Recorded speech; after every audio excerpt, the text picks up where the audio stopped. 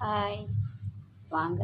இன்றைக்கி நம்ம மிளகு, சீரகம், கல்பாசி, முந்திரி பருப்பு, இந்த பிரிஞ்சி இலை எல்லாத்தையும் போட்டு வறுத்துக்கலாம்.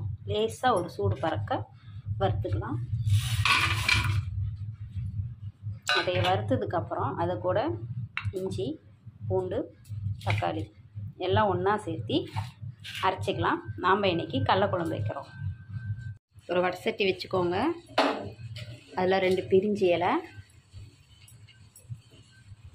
கல்பாசி, கொஞ்சம் சோம்பு, அன்னாச்சிப்பூ இதெல்லாம் போட்ட உடனே வெங்காயத்தை போடுங்க. வெங்காயம் நல்லா பொன்னிறமாக வரட்டும். பொன்னிறமாக வந்ததும் நம்ம அரைச்சி வச்ச விழுதுகள்லாம் இதில் எடுத்து ஊற்றணும். வெங்காயம் நல்லா வணங்கி வந்துருச்சுங்க. அதுக்கப்புறம் நாம் அரைச்சி வச்ச விழுதுகள்லாம் போடணும். போட்டு நல்லா வணக்கி விட்டுருங்க.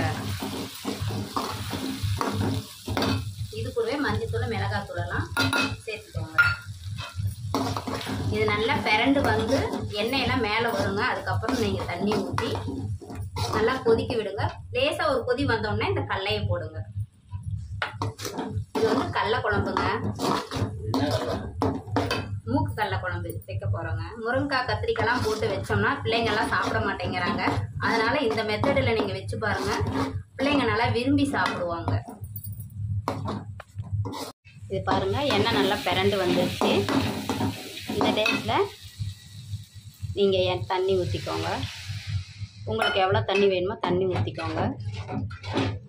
தண்ணி ஊற்றிக்கிட்டு கல் உப்பு போட்டுக்கோங்க. அப்புறம் கொத்தமல்லி தூள் போட்டுக்கோங்க. இதை நல்லா கிண்டி விட்டுக்கோங்க. அதுக்கப்புறம் அதுலேயே மூக்கல்லையும் போட்டுக்கோங்க. நான் வைக்கிறது 10 பேர்த்துக்கு ஆகிற அளவு மாதிரிங்க. நீங்கள் அதுக்கு தகுந்த மாதிரி, உங்களுக்கு எத்தனை பேரோ அதுக்கு தகுந்த மாதிரி பார்த்து வச்சுக்கோங்க. இது நல்லா கொதி வந்ததும் சும்மா கொஞ்சோண்டு தேங்காய் மட்டும் அரைச்சி ஊற்றி இறக்கிடுங்க. சப்பாத்திக்கு, தோசைக்கு, சாப்பாட்டுக்கு எல்லாத்துக்குமே நல்லா இருக்குங்க. இந்த மாதிரி செஞ்சு கொடுத்து பாருங்கள். பிள்ளைங்க மனசு சந்தோஷத்தோடு சாப்பிடுவாங்க. இதில் கொஞ்சோண்டு கொத்தமல்லி, புதினா 2, முருங்கைக்காய், கத்திரிக்காய் போட்டு வச்சா பிள்ளைங்க சாப்பிட மாட்டேங்கிறாங்க. அதனால் இந்த மெத்தடில் வச்சு கொடுத்து பாருங்கள். பிள்ளைங்க சாப்பிடுவாங்க. குழம்பு பாருங்கள், நல்லா கொதிச்சு வந்திருக்கு. கடலை வெந்துருச்சான்னு பார்த்துட்டு இந்த ஸ்டேஜில் நீங்கள் தேங்காய் கொஞ்சம் அரைச்சி ஊற்றிட்டு கரம் மசாலா கொஞ்சம் போட்டுருங்க. போட்டுட்டிங்கன்னா போதும், குழம்பு சூப்பராக ரெடி ஆயிடுச்சு.